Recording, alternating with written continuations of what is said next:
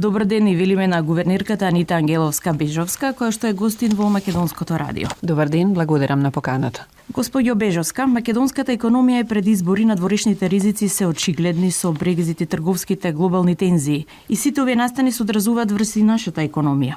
Каква е сега ситуацијата на економски план и како сето тоа се одразува врз реалниот сектор? Прво би посочила дека неизвестноста на глобалната економија, глобалниот контекст е веќе одлика која што подолго време е присутна. Причината за тоа се токму некои од факторите кои што вие ги посочувате, како што е Брекзитот, ескалацијата на трговските тензии, неизвестноста на финансиските пазари, забавувањето на големите економии, особено на кинеската економија, и нормално сето тоа резултира во еден амбиент кој што е многу помалку стимулативен за вложување, инвестиции, негативно се одразува на перцепциите на потенцијалните инвеститори и на крајот тоа доведува до помали инвестиции, помало индустриско производство. Ако има помало индустриско производство, тоа во основа значи и помала трговија. Вручам и последниот извештај на Меѓународниот монетарен фонд, токму посочува на големото забавување на глобалната трговија.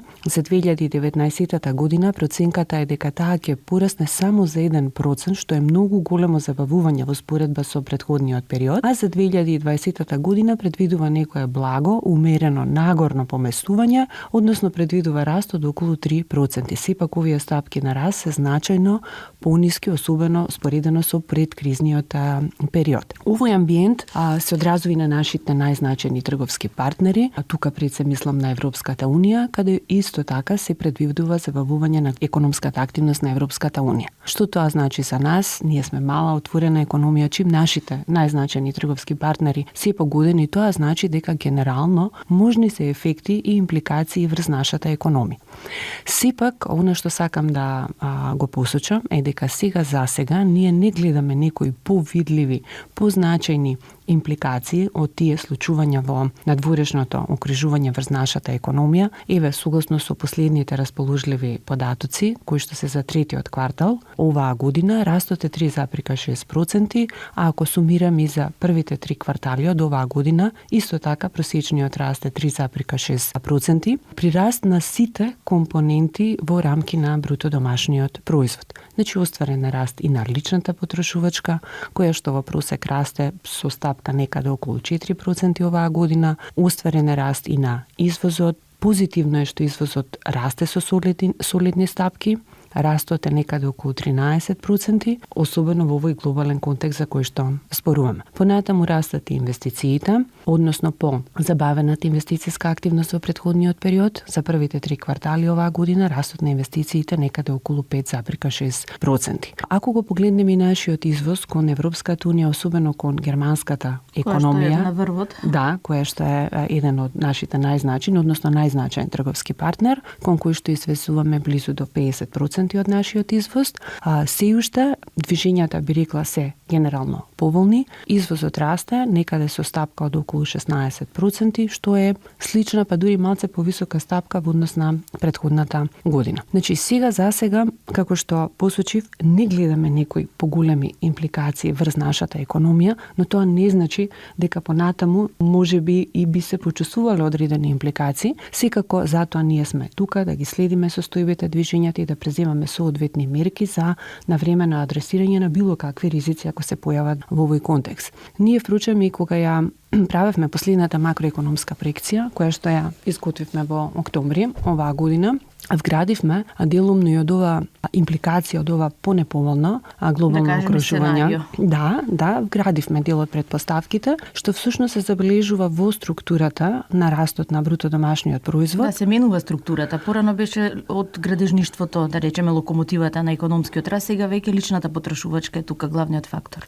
Да, ако ја гледаме расходната страна на бруто домашниот производ и понатаму извозот е значајна детерминанта на растот, но според последните проекции, токму од овие причини за кои што дискутираме, ние го намаливме малку позитивниот придонес на нето извозот врз растот на нашата економија. Од друга страна имаме попозитивни или очекуваме попозитивни предвижувања кај инвестицијската активност, што всушност е и во линија со остварувањата кои што се оваа година, а има и предвидуваме нешто повисок раст на личната потрошувачка токму од моменталните политики кои што се насочени кон поддршка на платите. Така да има има, значи, вградено веќе одредени импликации во среднорочната динамика на растот на нашата економија. На што предупредува гувернерката Бежовска?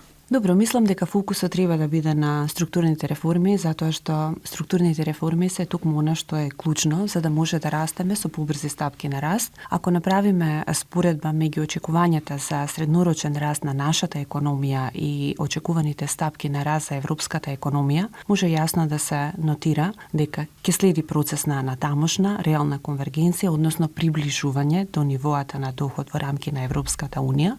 Но сепак сме далеку. Далеку сме и сепак оваа динамика за приближување нема да биде толку брза. Како можеме до побрза реална конвергенција, за да можеме, значи, побрзо да се приближиме до повисоко ниво на европски доход? Неопходно е прво да го подкренеме нивото на потенцијален раст. Значи, ние за да растеме со побрзи стапки на раст, прво треба да имаме потенцијал, затоа што ако немаме потенцијал, тој раст може да предизвика одредени неравнотежи во нашата економија. И сега како до повисок потенцијал за раст? Во основа општо е познато и во теоријата и во праксата дека на долг рок, за да имаме поголеми и одржливи стапки на раст, важно е позитивно да се влие на трите клучни детерминанти на раст. Тоа е човечкиот фактор, значи човечкиот потенцијал, тука мислам и на квантитетот и на квалитетот. Понатаму вториот фактор е физичкиот обем на капитал, значи се мисли на вложување во инфраструктура, во истражување и така натаму. И третиот фактор е продуктивноста на економијата, бидејќи една економија, особено мала, за да може да расте, мора да извезува.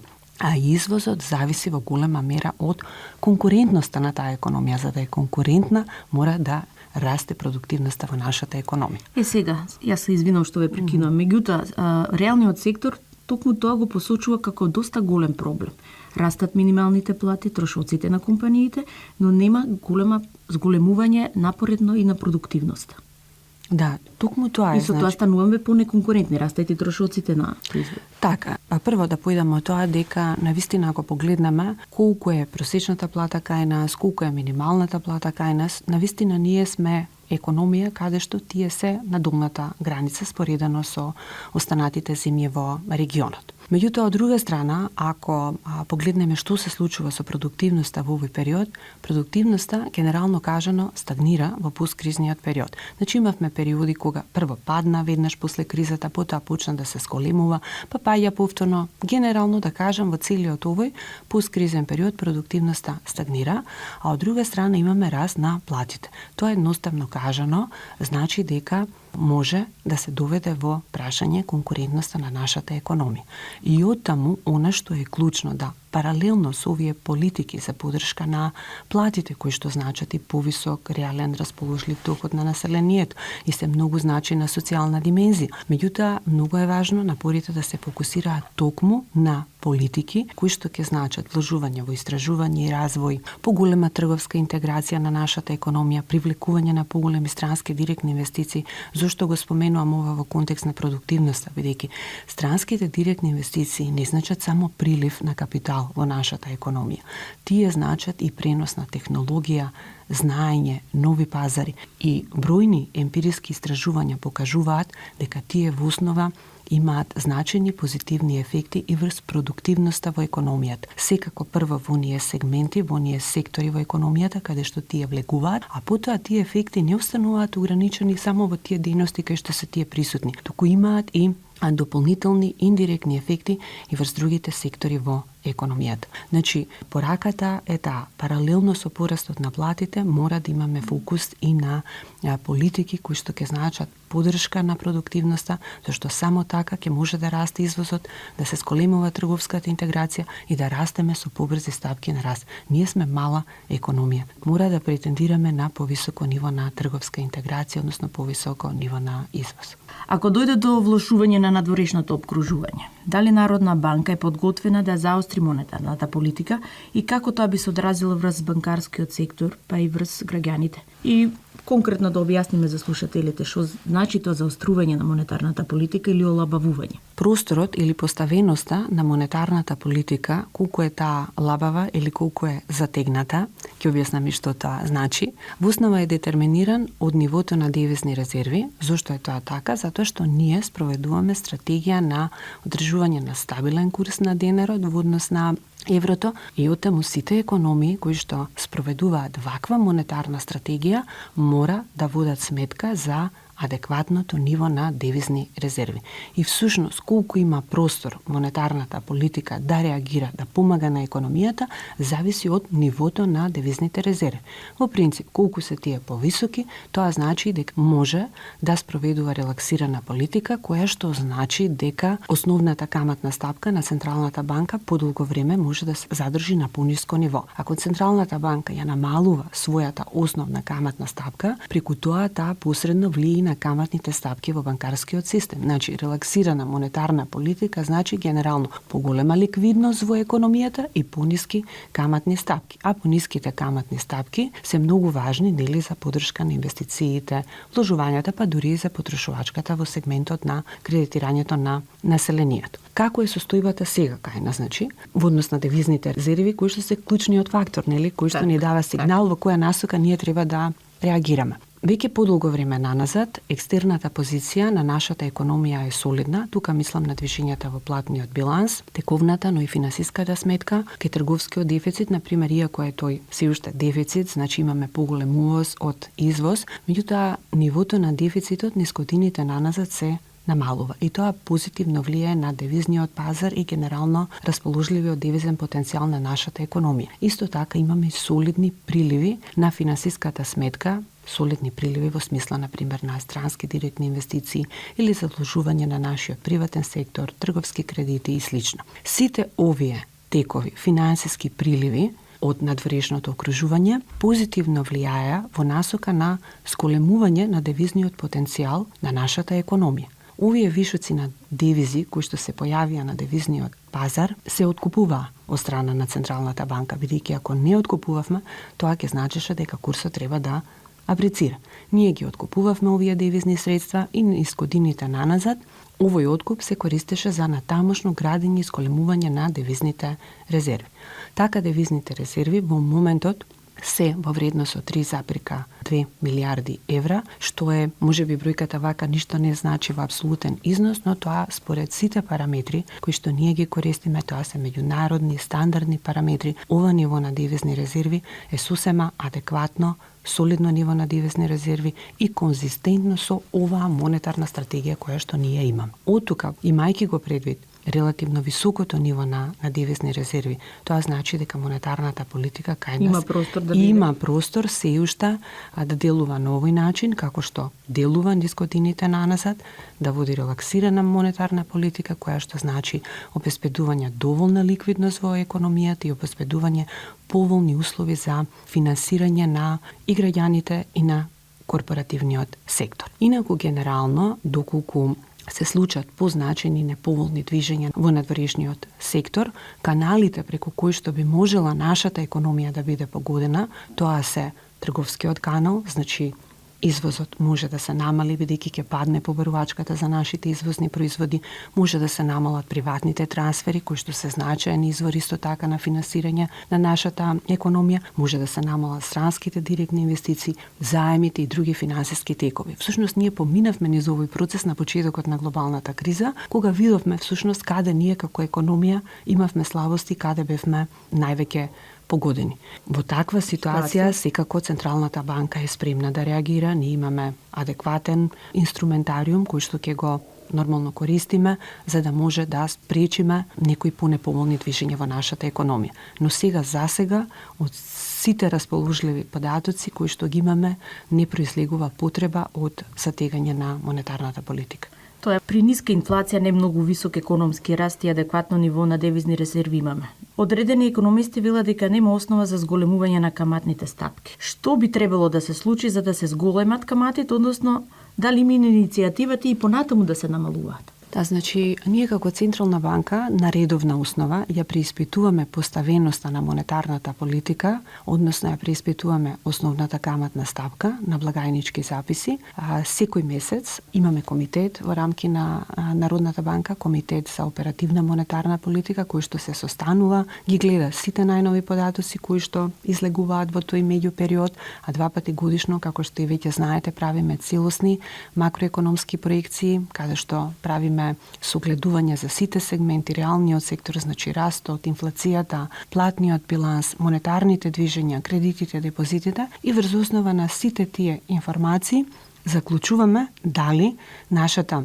монетарна поставеност е соодветна на економските и финансиски движења во нашата економија, при тоа секако имајќи ги во предвид и проекциите. И тие се многу важна компонента, бидејќи Централната банка, кога делува со своите инструменти, таа не делува инстантно. Во принцип потребно е одредено време за да може да се почувствуваат ефектите од преземањето на мерките на монетарната политика до банките, па понатаму до другите економски субјекти. Затоа за нас се многу важни проекциите преку кои што ние се обидуваме да ги предвидиме сите натамошни текови во нашата економија. Дали банките се поеластични сега, дали сме подобро подготвени да ги спречиме ризиците, тие така наречени шокови? Да, значи, последно расположливите податоци за состојбата во банкарскиот систем потврдуваат дека и натаму нашиот банкарски систем е здрав, стабилен, перформансите продолжуваат да се подобруваат во смисла на нивото на адекватноста на капиталот, нивото на ликвидноста со кое што располагаат банките, квалитетот на активата, на нивната актива, бидејќи тоа исто така значаен фактор кој што влијае на кредитната поддршка. Еве, конкретно за секој еден од овие клучни детерминанти, да речам, за фундаментите на банкарскиот систем, адекватноста на капиталот според последно расположливите податоци е 16,9%. Ова е нешто повисоко ниво во споредба со предкризниот период, значи и натаму резервите или фундаментите на банкарскиот систем се подобруваат и не само што се подобрува квантитетот на капиталот со кој што тие располагаат, туку и банкарскиот систем располага со високо ниво на квалитетен капитал. Зашто има различни категории на капитал? Една од важните одлики кај нас е дека капиталот е високо квалитетен со кој што располагаат банките. Во однос на ликвидноста исто така продолжува да биде на соодветно ниво. Учеството на ликвидната актива во вкупната актива на банкарскиот систем изнесува некаде околу 30%, што е релативно солидно ниво, а квалитетот на активата на банкарскиот систем, кој што вообичаено се мери преку нефункционалните кредити, кои што се или? Да, значи во посткризниот период имавме периоди кога тие пораснаа, што беше манифестација на кризата, нели? Меѓутоа веќе подолго време наназад се забележува тренд на постепено намалување и во моментот тие изнесуваат некаде под 5%, значи учеството на нефункционалните кредити во вкупните кредити е нешто под 5%, што значи ова во регионален контекст ние сме економија со една од најниските стапки на нефункционални кредити. Во минатото дека тоа беше двоцифрени бројки. Да, секако имавме двоцифрени бројки, меѓутоа сега ова е навистина би рекла значајно намалување во споредба со претходниот период. Ако се споредиме со Европската унија, например, со просекот во рамки на Европската унија, ние сме нешто над просекот на Европската унија, меѓутоа и таму има големи разлики од земја до земја. Секако, овој тренд генерално значи дека квалитетот на портфолиото на банките се подобрува и сите овие фактори заедно и соодветната адекватност на капиталот, ликвидноста, квалитетот на портфолиото на банките овозможуваат и солидна кредитна поддршка. Доколку овие состојби не беа такви какви што се, сепак банките не ќе можеат да обезбедат и ваква кредитна поддршка како што сега обезбедува. Генерално кредитната поддршка е солидна би рекла, иако таа се уште е доминантно насочена кон населението, точно кон домаќинствата и недостасува посилна кредитна поддршка на корпоративниот сектор. Анкетите кои што ние ги спроведуваме на редовна основа покажуваат дека тука има фактори на страната на понудата и на страната на поверувачката кои што влијаат на оваа состојба. Иако 2018 година се виде некое позначено придвижување во делот на корпоративните кредити, тие забрзаа со стапка некаде околу 4,5%. 2019 година отприлика тука негде се одржува таа стапка која што се зголеми во изминатата година. Меѓутоа, важно е фокусот да остане секако на корпоративниот сектор, зашто ние имаме еден финансиски систем кој што е доминиран од банкарскиот систем и клучен надворешен извор на финансирање на корпоративниот сектор се токму кредитите од банките. Секако оваа солидна кредитна поддршка беше поддржана и од солидниот раст на депозитната база, зашто една од важните одлики на нашиот банкарски систем е дека негов главен извор на финансирање се токму депозитите. Македонските граѓани штедат, трендот на штедење расте, но како штедат?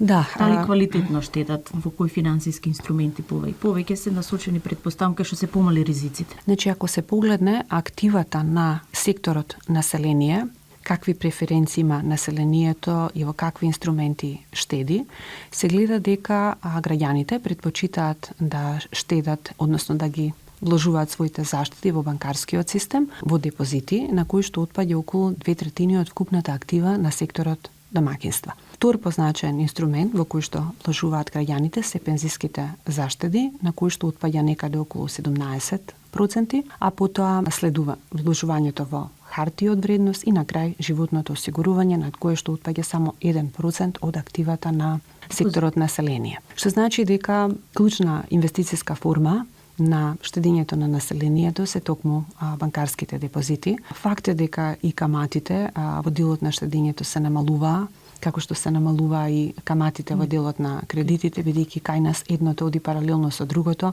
Споменав, главен извор на финансирање на банките се депозитите, значи од тоа всушност ја детерминира и цената по која што се одобруваат на кредитите, меѓутоа и покрај намалувањето на каматните стапки, кај нас каматните стапки се уште значајно повисоки од европските каматни стапки, каде веќе се воведуваат и во одредени инстанции негативни каматни стапки. И покрај овие трендови, значи сепак доминантна форма на штедење остануваат депозитите. Депозитите растат со некоја солидна стапка од околу 10%.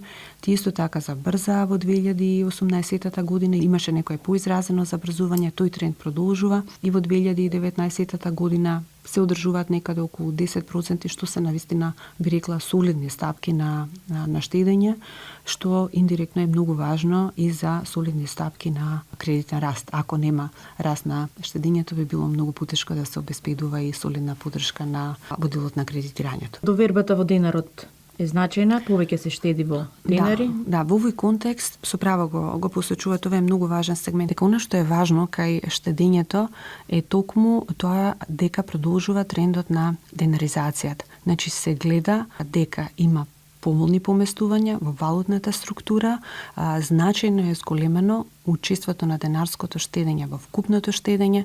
Например, според последно расположливите податоци, денарското штедење во вкупното штедење учествува околу 60%. Тоа е за сите сектори. Ако го погледнеме само секторот население, 52% од вкупните заштеди на населението се во чисто динарска форма, што е многу повисоко во споредба да речем со изминатите 5-6 години. Значи има позитивен тренд. Секако овој тренд е движен и од се уште повисоките каматни стапки кај штедењето во домашна валута, но и јасно кажува на довербата во монетарната политика, Централната банка, во курсот, значи довербата во домашната валута. Друга значајна димензија која што би можела да ја споменам во делот на штедењето е дека во последниот период се забележуваат и позитивни трендови во однос на рочната структура.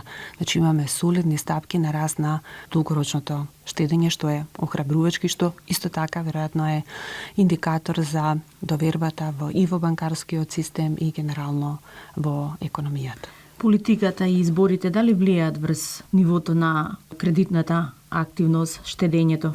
Добро, значи кога ги презентиравме нашите макроекономски проекции, во кои што ги елабориравме нашите ведувања, ги наведовме и клучните предпоставки кои што ги имаме во предвид за да тие макроекономски проекции се остварливи. И една од предпоставките која што јавно ја комунициравме дека предпоставуваме стабилен амбиент, генерално задржување на стабилноста, позитивни очекувања на домашните агенти, бидејќи ако тоа не се случи, веќе се доведува во прашање целото макроекономско макроекономско сценарио, во однос поконкретно на изборите, можно е да има некои импликации пред се во сферата на очекувањата. Значи, да се повлијае во насока на одредена воздржаност, кај домашните, кај странските инвеститори, но сепак изборите не се новина, барем не кај нас, можно е да има одредено поместување, но ефектите очекуваме доколку ги има да бидат видливи на пократок рок, а дека сепак на подолг рок важно е да се продолжи со сите реформи во насока на постигнување на повисоки ставки на раст. Можеме да кажеме дека каматните стапки горе-доле ќе се движат во овие рамки. Значи, на кредитите и депозитите. Кај каматните стапки, значи би посочила дека каматните стапки зависат од повеќе фактори. Еден од факторите, говоревме веќе за него, тоа е поставеноста на монетарната политика, бидејќи ние влијаеме. Е деловна одлука сепак на банките. Но е деловна одлука на исто така на банките, која што зависи пак и од многу фактори кои што произлегуваат од самото работење на банките. Нивната продуктивност, нивната ефикасност, деловни стратегии, особено банките кои што се во собственост на странски групации. Понатаму на каматната политика влија и поширокото деловно окружување, правниот систем, институционалната рамка која што е многу важна за банките за ефикасна наплата на побарување. Значи, сплет на фактори влијаат на каматната политика на банките. Сепак, вашите сигнали што кажуваат? За сега, како што и претходно споменав, ние во моментот не гледаме потреба од сколемување на основната каматна стапка на Централната банка со оглед на стабилното ниво на девизни резерви, солидната проектирана патека на тамошен раст на девизните резерви, ниски инфлацијски остварувања, инфлацијата нели е основната цел на Централната банка. Тука нема некои поголеми, да речем, ризици, барем не согледуваме сега за сега. Инфлацијата за 2019 година ја проектиравме на 1%, остварувањата очекуваме дека ќе бидат блиски, нешто пониски од тоа што ние го очекувавме. На среден рок очекуваме умерени стапки на инфлација. За 2020 очекуваме 1,5% стапка на инфлација, понатаму на среден рок околу 2%. Значи, гледајќи ги двата клучни параметри, нивото на девизни резерви, тековна состојба и очекувања, и тековна состојба и очекувања кај инфлацијата, за сега не гледаме некои позначени поместување во овој сегмент. Да. Меѓународниот монетарен фонд даде позитивна оценка за поставеноста на монетарната политика, за банкарскиот систем дека е здрав и ликвиден, и имено и тоа досега го говоревме, и она што е најзначено, денарот останува стабилен. Кои се вашите очекувања за 2020 година? Новитети, да ни кажете, промени во работењето и регулативата на Народна банка. Народната банка работи во моментот на повеќе проекти и нашата програма, која што е усвоена од страна на Советот, всушност упатува на тоа дека ние ќе продолжиме активно на подобрување на регулаторната рамка, ќе продолжиме активно со активности во повеќе сегменти кои што ќе бидат крајно треба да резултираат со одржување на макроекономската стабилност и создавање на услови за повисоки ставки на економски раст, односно создавање на амбиент кој што ќе стимулира повисок раст. Во овој сегмент можеби би можела да ја издвојам и активноста поврзана со регулативата за платежните услуги. Како што веќе знаете, ние 2 години заедно со Министерството за финансии работиме на нова законска регулатива во делот на платежните услуги и платежните системи. Целта е поттикнување на поголема конкуренција во овој сегмент, истовремено тоа значи усогласување со регулативата на Европската Унија. Поттикнувањето на конкуренцијата очекуваме да донесе бројни користи за населението. Тоа би значило поширока понуда на платежни услуги, подостапна за граѓаните, по поконкурентни цени. Едноставно кажано, ова може да влијае на поголема вклученост на населението во финансискиот систем, поголем пристап до финансиските услуги, а бројни истражувања покажуваат дека повисоко ниво на вклученост на населението во финансискиот систем и полесен пристап до финансиските услови во голема мера може позитивно да се одрази врз растот. Во насока на поддршка на иновациите, и тоа не само во платежната сфера, туку и генерално подршка на финтекот во нашата економија. Иницииравме и процес на изготвување на национална стратегија за подршка на финтекот, бидејќи сметаме дека тоа може да донесе до бројни користи за нашата економија, а во оваа насока формиравме една работна група во рамки на Народната банка од повеќе сектори, чишто фокус е следење на финтекот, комуникација со компаниите, било да се тоа од финансиската сфера, нефинансиската сфера, кои што имаат идеи и некои производи кои што би сакале да ги понудат на пазарот. Отворивме и платформа за иновации преку која што може да не комуницираат сите компании, за да може и ние да се запознаеме која е таа потенцијална нова понуда, што значи тоа во однос на регулативата, дали тие производи се во согласност со регулативата, да ги осознаеме ризиците за тие производи, затоа што кога се промовираат новини треба да бидеме свесни, нели, за ризиците кои што можеби ги следат тие новини. Затоа паралелно со процесот на поддршка на финансиските иновации, ние работиме активни во сферата на финансиската едукација на населението. Активно почнавме да работиме и на првата национална стратегија за финансиска писменост, која што очекуваме да биде донесена во текот на 2020 година и очекуваме да вклучува бројни мерки кои што ќе му помогнат на населението да носи добро информирани финансиски одлуки. Господјо Бежовска, јас ви благодарам што бевте гости на Македонското радио, Радио Скопје. Ви благодарам на поканата, ми беше задоволство.